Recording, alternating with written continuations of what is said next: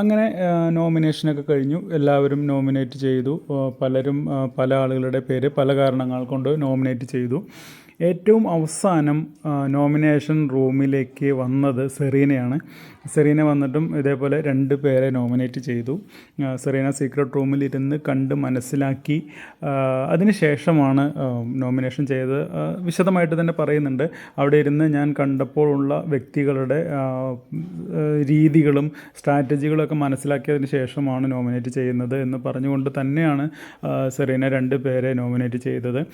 അതിനുശേഷം നേരെ big boss ഹൗസിലേക്ക് പോവുകയാണ് ചെയ്തത്. ഹൗസ് അംഗങ്ങൾക്ക് അത് തീർത്തും അപ്രതീക്ഷിതമായിരുന്നു. കാരണം ഒരിക്കലും അവർ പ്രതീക്ഷിക്കാത്ത ഒരാളാണ് ഡോറ് തുറന്ന് അകത്തേക്ക് കയറി വന്നത്. എല്ലാവരും ആശ്ചര്യത്തോടെയാണ് സെറീനയെ വരവേറ്റത്. അതിനുശേഷം അവർ പറയുന്നുണ്ടായിരുന്നു, അപ്പോൾ ഈ ബിഗ് ബോസ് ഹൗസ് നമ്മൾ വിചാരിച്ചതുപോലെയല്ല, ഇവിടെ സീക്രട്ട് റൂമൊക്കെ ഉണ്ട് അല്ലേ എന്നുള്ളത്.